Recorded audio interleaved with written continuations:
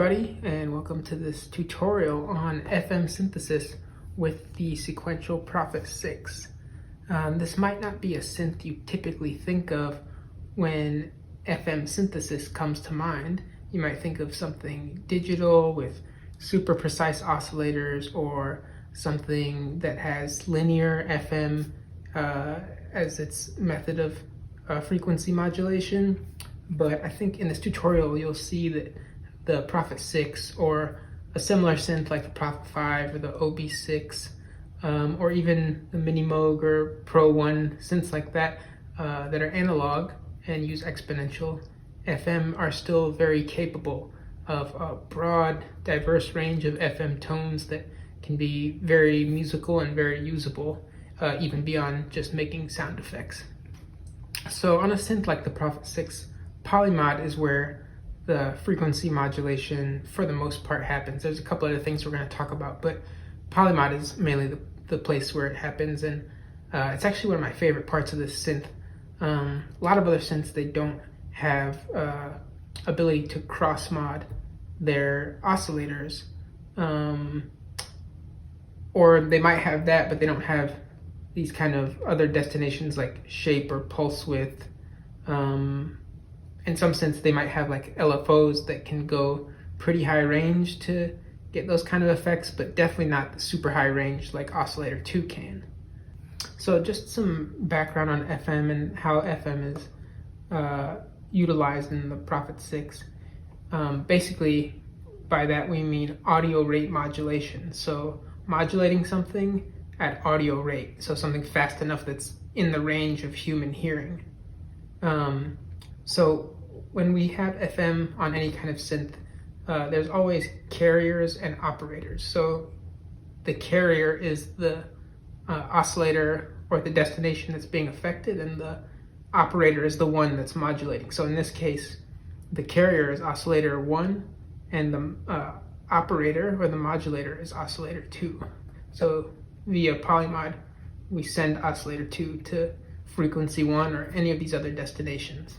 So the way FM is employed in the Prophet-6 is through exponential frequency modulation. So exponential FM. There's also linear FM, and sometimes there's through zero linear FM, but really exponential and linear are the two most common ones. Linear would be how it's employed on the Yamaha DX7, or a synth like the Oberheim Matrix 12, or like the Novation Peak can do linear FM. But here we're using exponential, which is the same as what you will find on a Prophet-5 or an OB6 or a Pro 1 or a Mini Moog. It's definitely the more old school way of doing it, and it has some challenges, but we're going to talk about how it's both useful and how we can kind of get around some of those challenges. So some background on how exponential FM works. First, we need to understand how frequency works. So let's say we have this note C here, and we give it, I don't know exactly what the frequency of it is. I know it's the pitch is C, but let's just arbitrarily say this is 200 hertz. So 200 cycles. And let's say we want to go an octave higher to the next C. If this was 200, to get to this C, it would be 400 hertz. So we're increasing it by 200. Now to get to the next C, it wouldn't be 600. We wouldn't be adding 200 again, but it would be 800. So as you can see, the way frequency works, the curve that it increases by is exponential. It's doubling each time. So it's not going 200, 200. It's going 200 to 400 to 800, and then it would be 1600 and so on. So because of that exponential curve, that also affects how exponential FM works. It's also another way to think of it as a guitar fretboard. The frets start out a lot wider towards the nut, and as you go up, they keep getting closer and closer because of that exponential curve of the way frequencies work. So the distance of a half step keeps getting less and less because the frequencies are more crowded the higher you go up. So this is, if you're used to modular synths, the keyboard or the the volts per octave keyboard tracking input on a Eurorack module or a different kind of modular oscillator, that's an exponential input. So if you plugged an oscillator into that volts per octave input, you would basically be getting exponential FM. And like one way that exponential FM is useful is if you think about vibrato at low frequency, like a violinist, they shake their wrist to kind of give it that vibrato effect. Exponential FM at low frequency is very useful for that kind of effect because you want the pitch to be modulating an even amount on each side to give it that kind of even vibrato effect. Or if you think of a synth like the Moog DFAM, when you kind of, as you increase the modulation depth, or you hit it with an envelope, it kind of has this pitch bend effect, which can be really cool for percussive type of sounds because that pitch bend is very similar to the head of a drum, where the pitch is kind of moving up when you hit it and then coming back down quickly, like doom, doom, that kind of sound. So it can be very useful for that. So like I said before, with exponential FM, as you increase the amount, or it's also called the FM index, the pitch goes up. And the reason for that goes back to that exponential curve that pitch has that we were talking about. If you have a sine wave or a triangle wave modulating your oscillator frequency, it's going an even amount on both sides. Maybe let's say like 3 volts this way, 3 volts this way. The pitch will go up because of that exponential relationship. You're covering more hertz in the upward direction than the downward, because remember we were saying it would go 200, 400, 800, it keeps getting higher and higher. So as you turn it up, you're covering more of the frequency range in the upward part than the downward part. So as you turn this up, the average pitch will keep going higher and higher because of that. So that is something that, while it's definitely a sound, it does provide certain challenges with tuning. Of course, it will immediately go out of tune as you turn it up, but also on a polyphonic synth, there can be challenges with that. So, basically a 6-voice synth like the Prophet-6, it has 6 voice cards inside, and each time you press a key, this synth has round robin voice allocation. So each time you press a key, it goes through those 6 voices, and each component on those 6 voices, it's within a certain range, so it's not perfect each time. So when you're doing something that is very high rate and complex modulation like this, like audio rate modulation, it's very difficult to have it be perfectly in tune with each voice. But there's ways we're going to talk about to kind of work around that. So we have an initial patch here, and then let's set oscillator 2 to modulate frequency 1. So you can hear that pitch go up. So if we crank it up all the way, we can hear each voice is not in tune with each other. Maybe we can adjust the ratio between these two. So you can hear some of them are in tune with each other, but some of them are a little bit out. Again, because of those analog components having slight discrepancies. There's a VCA for polymod. As you turn this up, it's using a VCA to apply that modulation. All these circuits aren't going to be totally perfect like that because they're analog, they're not digital. But if we listen further down in the range of this knob, you can hear that those kind of discrepancies are a lot less noticeable further down. So that's part of the approach you can use to if you want to play polyphonically. Of course you can do unison and, you know, it'll be perfectly fine all the time because you're not having to match the different voices together. It's just you get one voice in tune and you're good to go. Kind of like a mini mode, you know, you kind of set it and you're good because it's one voice. But if you want to play polyphonically, knowing where to set this will help you to be able to play in a musical way where certain voices aren't jumping way out of tune from each other. So maybe we can demonstrate that a little bit. So just using the filter to kind of tone down those harmonics a bit.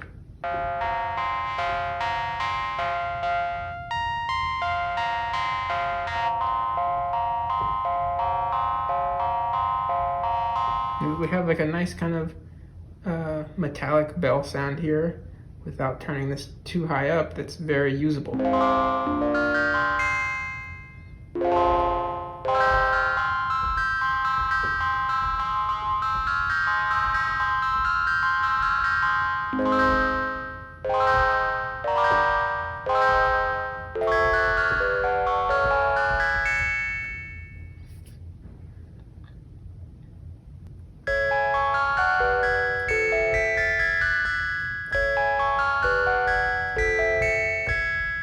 So you can hear that's a very pleasant, usable sound that you can play polyphonically and it doesn't sound like it's broken or something.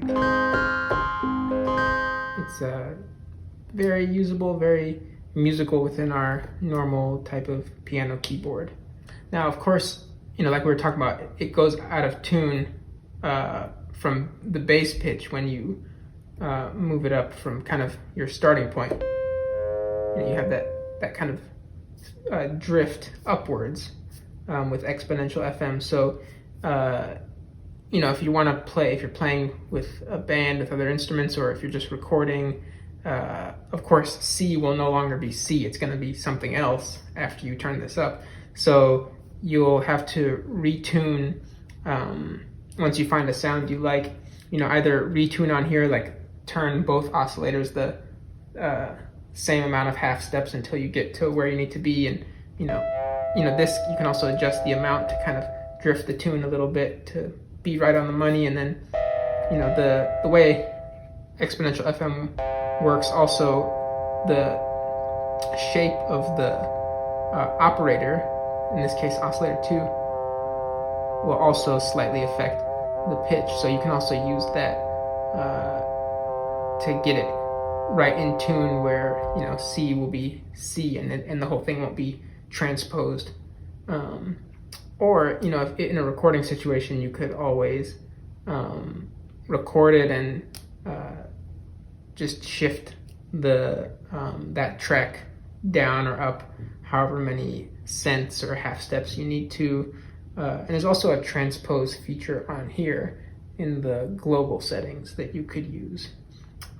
So based on the context, any of those will help you get the synth back into tune and transposed to the rest of the band and rest of the recording. So we talked a little bit about how when we're doing frequency modulation to make it so it's in tune by, you know, having the index set to the right amount. Another way, which is a different sound altogether as well, it's its own effect, but it can help you really get your sounds right on the money, is utilizing sync, sometimes called Oscillator Sync or hard sync. It's short for synchronization. So basically what it's doing is it's locking the phase of oscillator 1 to oscillator 2.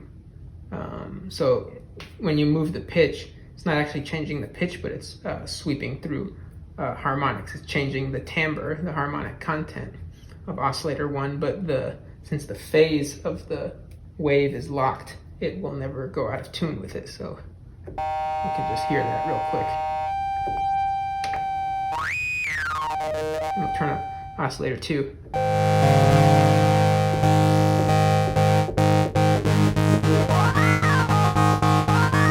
So you hear the timbre changes, the harmonic content changes, but it's always in tune with each other. It's not like this.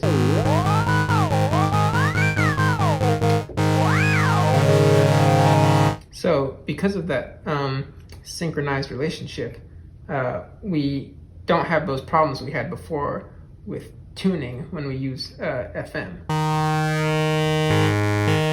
lot of really cool sounds you can get. So we'll set oscillator 2 to C.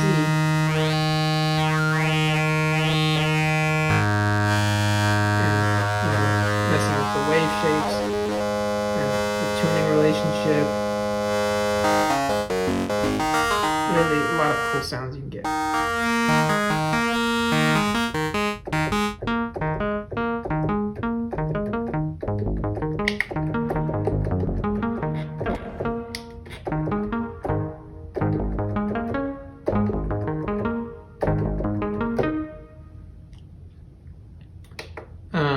And we can also, maybe if we add a little filter,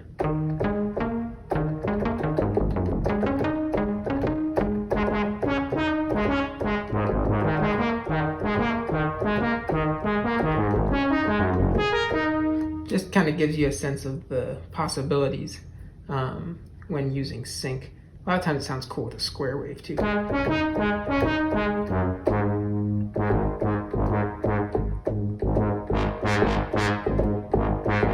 So definitely a very wide range of sounds. Definitely adds a lot to your sonic palette when designing sounds on a synth like the Prophet-6.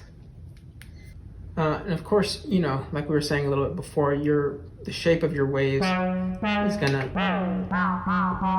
affect the outcome of your FM. So, of course, a lot of synths.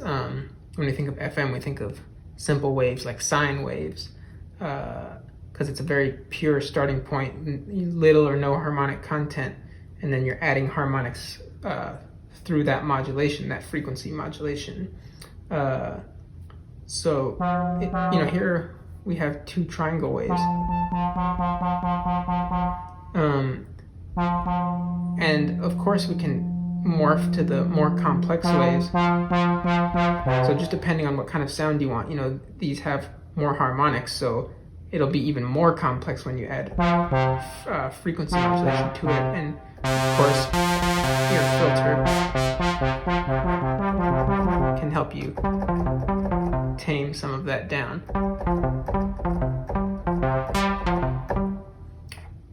Based on whatever type of sound you're trying to get.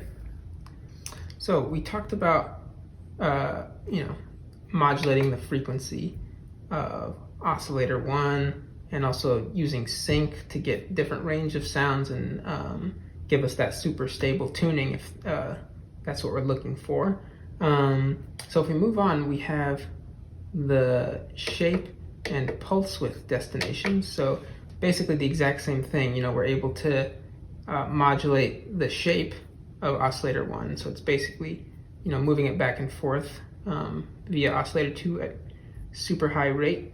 And then also the pulse width when we're using the square wave. So any point past halfway, we'll start to hear that square wave come in, and then hear just the square wave. Basically, this is modulating the pulse width at audio rate. So what's cool about these two destinations of oscillator 1 is that they don't affect the frequency. So it's a good way to, again, cool sounds on their own, but it's also a good way to add that kind of complexity of audio rate modulation without affecting the frequency. So those kind of tuning issues of the drift that exponential FM causes, we kind of don't have that issue with these destinations because we're not affecting the frequency.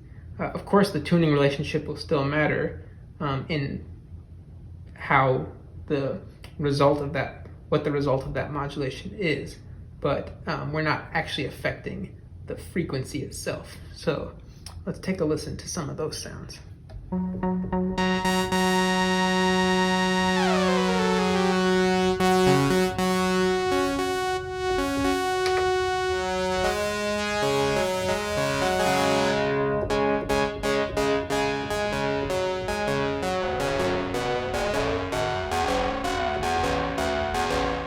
So you can hear the frequency still matters, because even though this oscillator is turned down, we're hearing it as it's applied to this.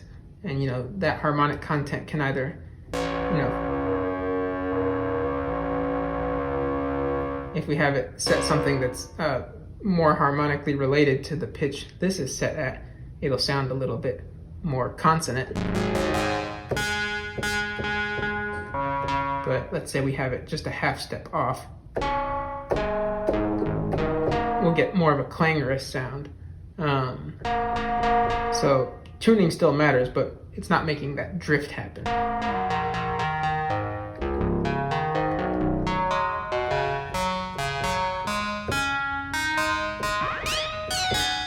And then of course, going into different ranges of pitch gives us way different timbres. You can get some really kind of digital sounds with these high frequency of oscillator tubes. That sounds super digital to me.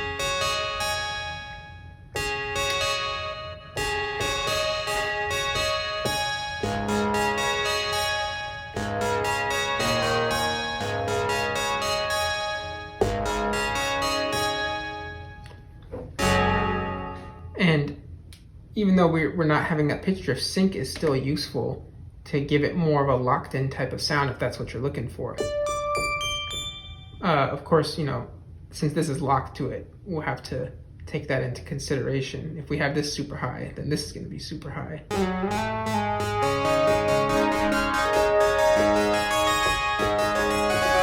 But you can hear it's got a lot of more of a tighter sound.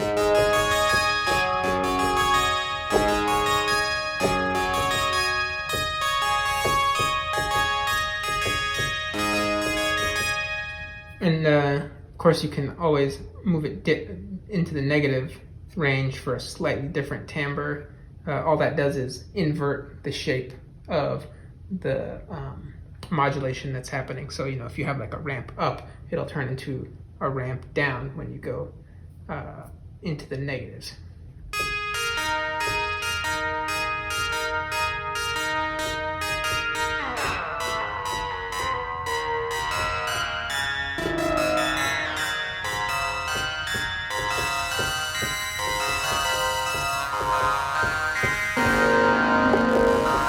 Sounds super cool.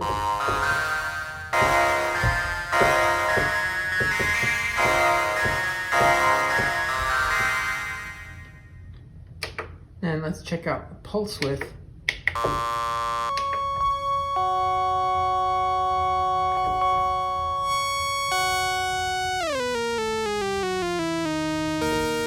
So right now we're saw, so we don't hear the square wave. So as we move here, we'll start to blend in the square wave. We'll hear that modulation.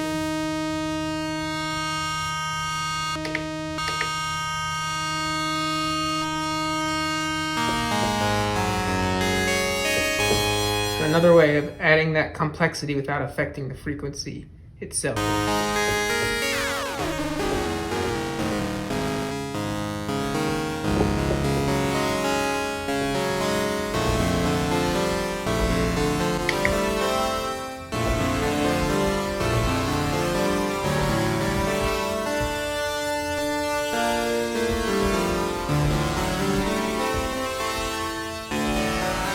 And again, we can use sync to give it a bit more of a tighter sound.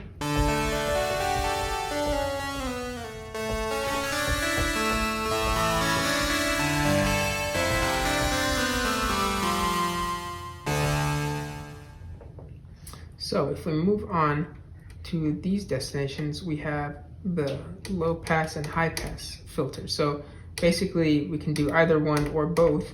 And what these are doing, the same as all these other destinations, they're modulating the cutoff frequency. And there's a lot of cool things you can do here, and there's some things that are cool specific to a synth like the Prophet-6, which are very useful. So if we start with low pass,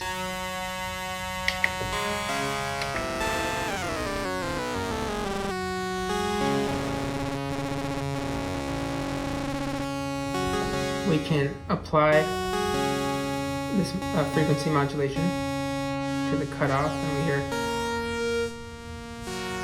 we start to get these, complex sounds, adding this harmonic content. And if we apply the envelope,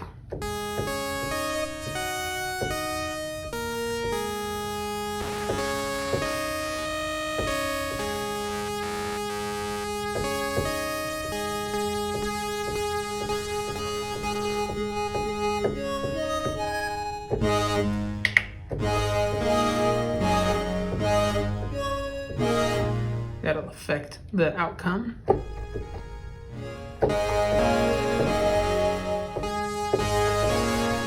But something else we can do is turn the resonance up higher and even get into self-oscillation, and then we have a sine wave which can help us get a different range of sounds as well.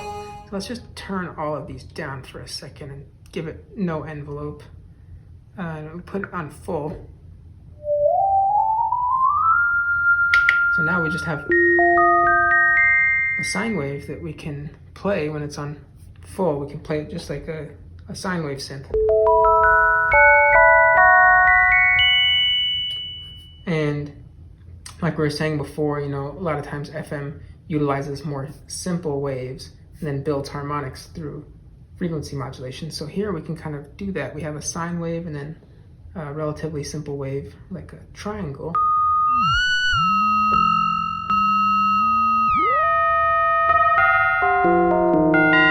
So we can kind of start to get some of those more typical FM sounds we might be used to with a Yamaha or Casio synth. So if we have it in self-oscillation,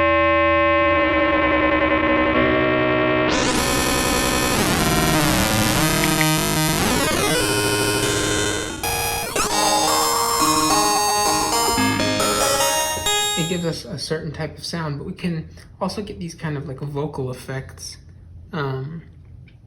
because our voice is made up of these things called formants, which are kind of like a series of bandpass filters that's how the human voice is made. So we can kind of get that similar formant type of sound with filter FM.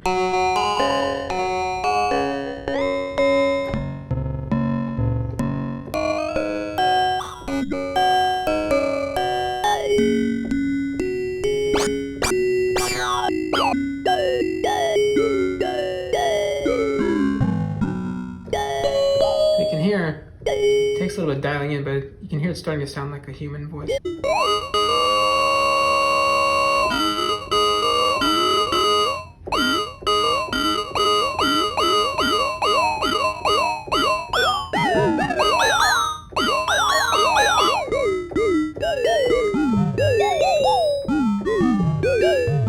can hear this kind of formant sounds. Can be fun and kind of cool. Or we can just, keep it at lower resonance and just use it as a way to add that harmonic complexity.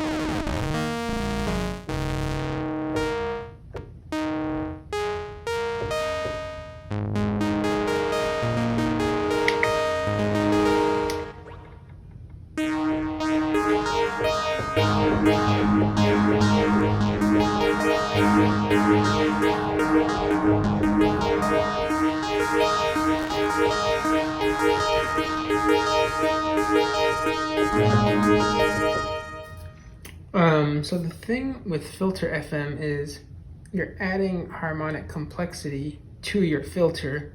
So unlike with these other destinations, there's no way to then filter that after, because there's just one low pass filter. So we can't kind of tame that higher harmonic content, that kind of fizzy, clangorous elements, because we're doing it to our low pass filter. So there's nothing to filter after that. But what's really cool with the Prophet-6 is we have a high pass filter, a per voice resonant high pass filter, and the way it's routed is it comes before the low pass filter. So we can hit the high pass filter with FM and kind of create these more complex timbres and create all these sidebands and harmonic content, and then use the low pass filter to kind of tame it down to our liking and kind of reel it in a bit. So we can take a listen to that.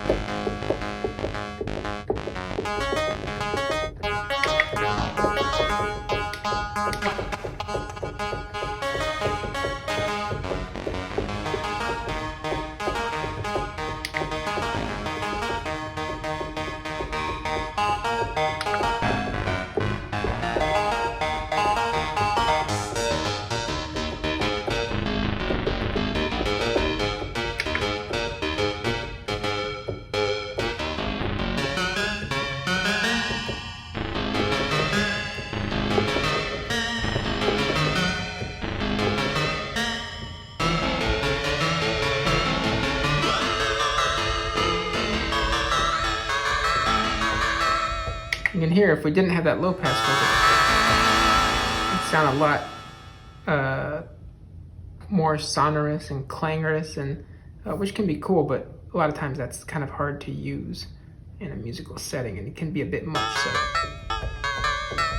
So the fact that we have this low pass filter is very useful and can be a lot of fun.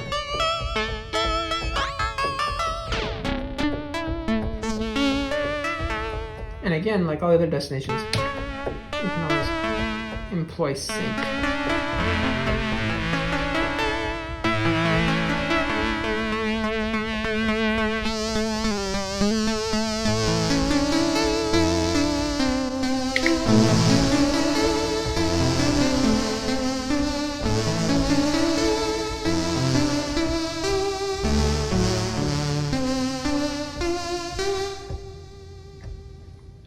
Very cool.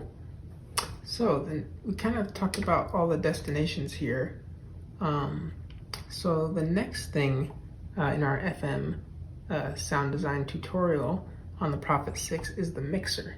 And you might be thinking, oh, the mixer is just kind of like this boring utility just for setting levels of the oscillators and sub-octave and the noise generator, and it's not all that interesting. But it is that, but it's also definitely a very integral part of the sound design process and generating the waves that come out of the outputs at the end. Because each part of this really, these are all wave shapers. You know, you're shaping the wave, you're authoring the sound that's coming out at the final output. And as we'll see in a second, the mixer is a big part of that sound design process of authoring the waves that come out. So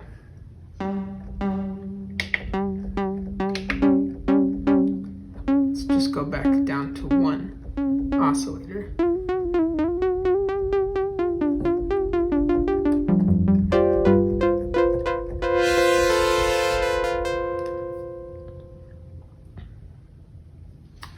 So let's go back to kind of some of the ideas we talked about here.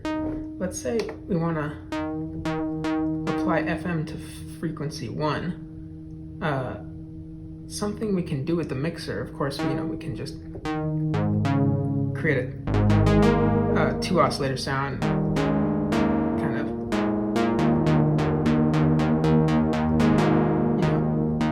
of tune it and get it to sound good as a 2 oscillator sound with FM. But one thing we can do is start with oscillator 2 and just kind of have like a more simple sound there, and bring in oscillator 1 just a little bit. As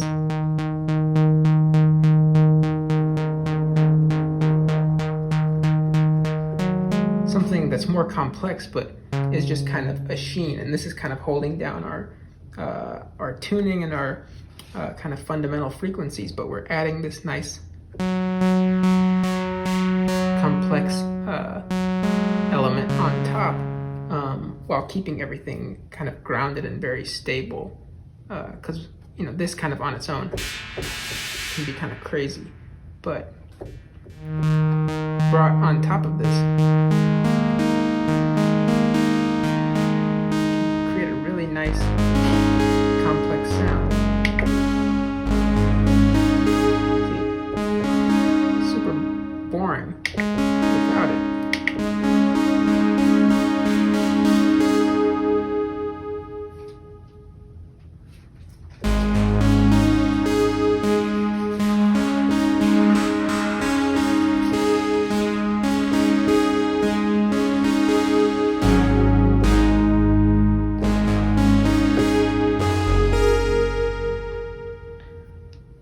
So that's one way you can utilize the mixer. Let's talk about another way. So like we were saying before, your shape 1 and pulse width 1 are not affecting the frequency. And here we have this sub-octave. And if you don't know, this sub-octave is actually, it's not an oscillator on its own the way oscillator 1 and 2 are separate. This is just a division of oscillator 1. So before, like we were saying, each octave, the frequency doubles. Here, basically, it's cutting the frequency of this in half. It's a circuit that divides this frequency, and then hence we have an octave lower. Because these are affecting the shape and pulse width, they don't affect this because it's always a triangle. So these don't affect the sub-octave. So we can use that to our advantage. So let's listen here.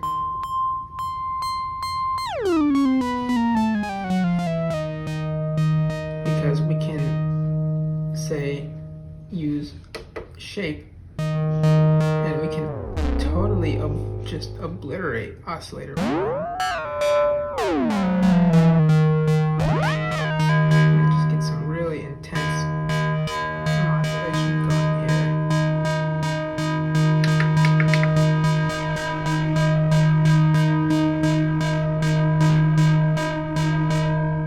And then bring it down. And our sub-octave will kind of give us just a really steady fundamental, because this isn't affecting our sub-octave at all. And then we can kind of mix that in. This might be a little crazy and overbearing, but if we just, again, mix it on top of the sub-octave,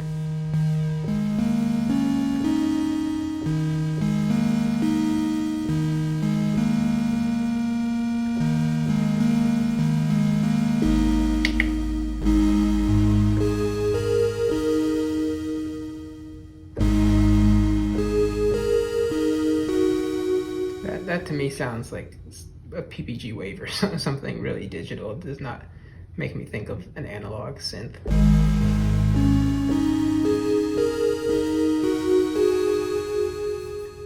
And again, same with the pulse width modulation with FM, something really harsh and crazy here, but use it with our sub-octave to kind of reinforce the fundamental frequencies.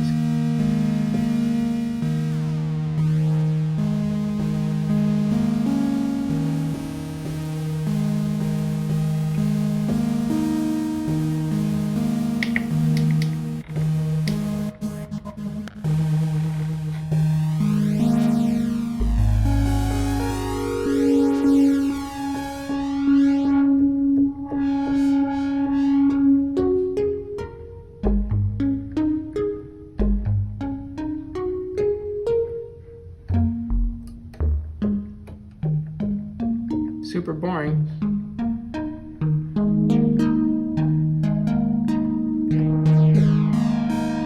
And we can add that complexity on top. So those are just a couple ways that you can see the mixer can be used very creatively in the sound design process, and can really give you control over the timbre of the sound that you're creating. So there's just a couple other things we're going to talk about when it comes to audio rate modulation on the Prophet-6. One of them is our low frequency oscillator. Though it's called a low frequency oscillator, it actually goes into audio range. And though there's not the kind of control that you have here, you know, these are quantized to half steps, and actually your filter, especially when you turn up the resonance, you can hear clearly the cutoff is quantized to half steps. You don't have that kind of control, and it doesn't track the keyboard, but it still gives you another way of adding a lot of harmonic complexity to your sound. So you can listen to that here.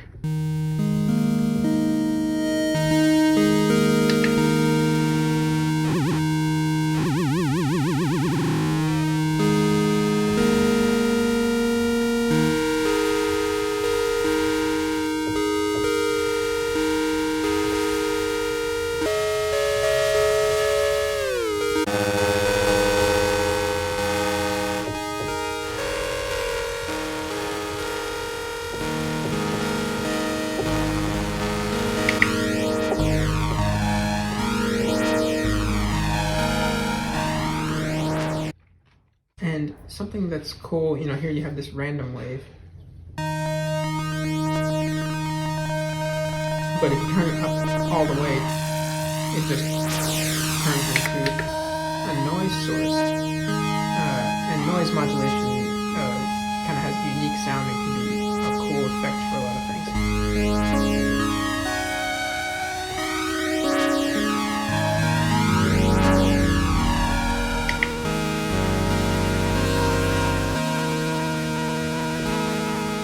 Gives you a little bit of a worn tape effect, like a worn cassette tape, or you know, beat up reel-to-reel tape. I think I have a sound on one of my Prophet-6 sound banks that's called like damaged tape loop or something like that, and I think I'm using this random modulation here to kind of give it that sound. You can use your aftertouch too. Oh,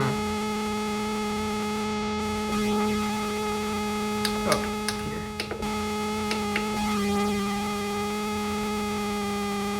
To kind of create like a busted tape loop kind of effect. Or like you know, if you have reel-to-reel and you kind of touch the reels as they're turning, you affect the pitch momentarily, because those are kind of like the variables that are most heard on, that give tape its characteristics, kind of that pitch warble, and also like a bit of the high frequency cutoff that happens, in addition to some noise and distortion and things like that. But you can see here how we can kind of get that kind of effect.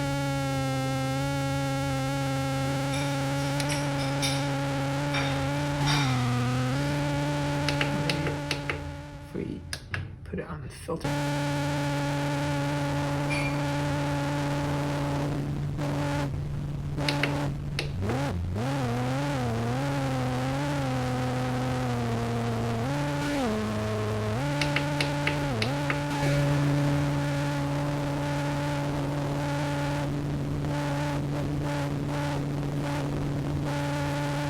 You can also bring it down to like out of the noise range.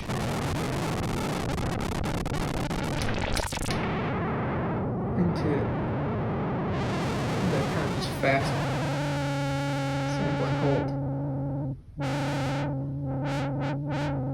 Still can I get that effect or use it on the filter.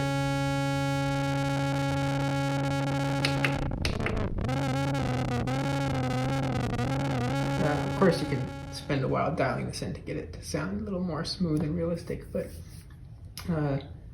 definitely shows you some of the great possibilities you have utilizing the low frequency oscillator and aftertouch.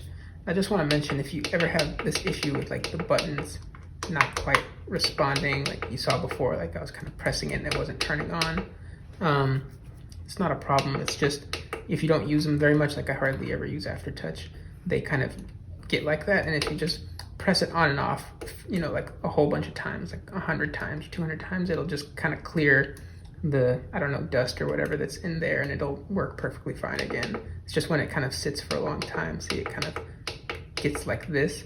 So if you just keep doing that for a while, it kind of just cleans itself, and then it'll work perfectly fine again. There's nothing wrong with it. So the last thing I want to talk about when it comes to audio rate modulation on the Prophet-6 is here in our effects, we have a ring modulation effect, which is a audio rate modulation effect. Basically, if you don't know what ring modulation is, it's sort of like bipolar amplitude modulation. You might hear it explained as the sum and difference of the operator and carrier oscillators, which is correct, but you know, an easier way to think of it is, for me at least, is it's bipolar amplitude modulation. So if you think of kind of like a volume knob being modulated up and down by an oscillator at audio rate super fast, that would be amplitude modulation. Ring modulation would be if that volume knob didn't just stop it at 0, but it could go negative through 0. And when it does that, the wave flips, the shape of the wave inverts. So that kind of bipolar through 0 amplitude modulation is what ring modulation is. So let's take a listen to that here.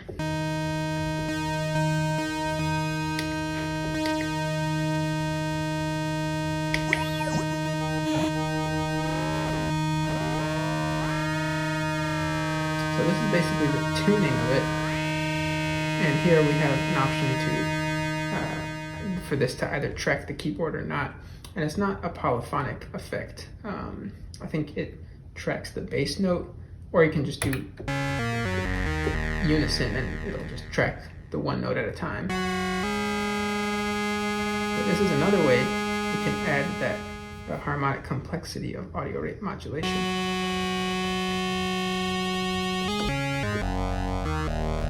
A lot of really cool sounds and timbres that this can give us. And just like when we're using our mixer, you know, we can utilize the mix. We might have something that sounds like a clang and doesn't really relate super well to our bass pitch, but we can also just mix it in for a little bit of an effect. Or we can really try to tune it more closely.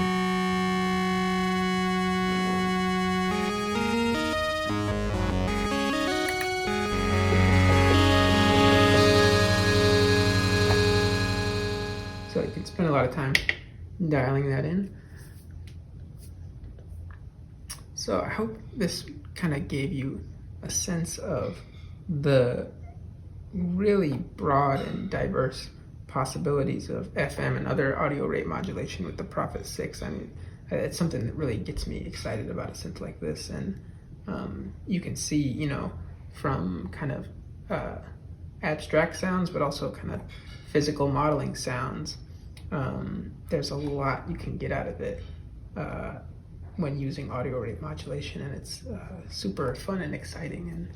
And hope this kind of gave you some new approaches and fresh ideas when utilizing polymod and some of the other ways of incorporating audio rate modulation into the Prophet-6.